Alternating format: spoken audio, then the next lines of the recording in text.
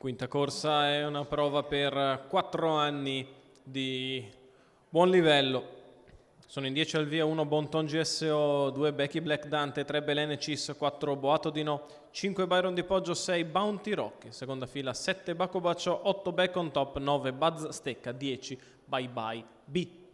Allineamento che si va a completare, favorita al gioco è Bonton GSO con il numero 1 Peppe Lombardo. Gli avversari Bye Bye B, Back on Top e Bounty Rock, questi quelli designati dagli scommettitori. Problemi per Bounty Rock.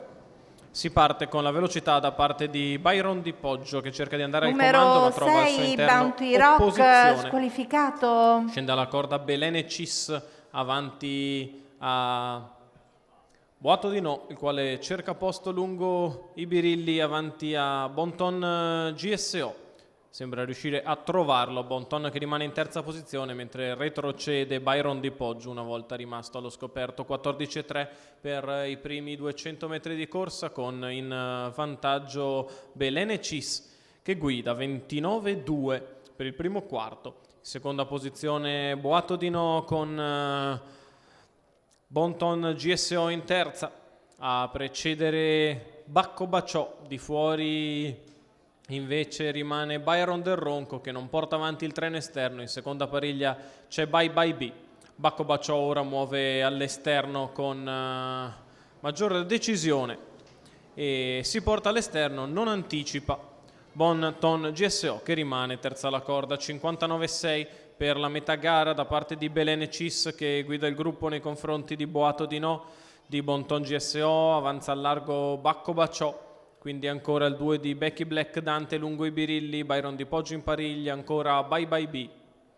14,5 il primo chilometro da parte di Belene Cis che controlla la corsa, sposta Bye Bye B che cerca di dare il parziale dalle retrovie. Intanto la leader ha fatto ancora 14,7, 1,29, 2 3 quarti di miglio, allunga Belene Cis che cerca di scappare da Bye Bye B che avanza in terza ruota. Bacco Baciò non è produttivo all'esterno, Boato di No sempre lungo i birilli a precedere Bonton GSO. Numero 9 Buzz Stecca squalificato. In vantaggio Belene Cis, scatta di dentro Bonton GSO, al largo Boato di No, Boato che cerca di andare su Belene che si difende all'accordo in mezzo alla pista, Back on Top, in vantaggio Belene sul palo, Belene Cis che si salva da tutti gli attacchi interni di Bonton GSO e esterni di Back on Top e di Boato di No. 1,14 il ragguaglio cronometrico per Edoardo Bacalini che si salva fino in fondo con Belene Cis, una portacolori del signor Ivano Bacalini, allenata da Edoardo Bacalini,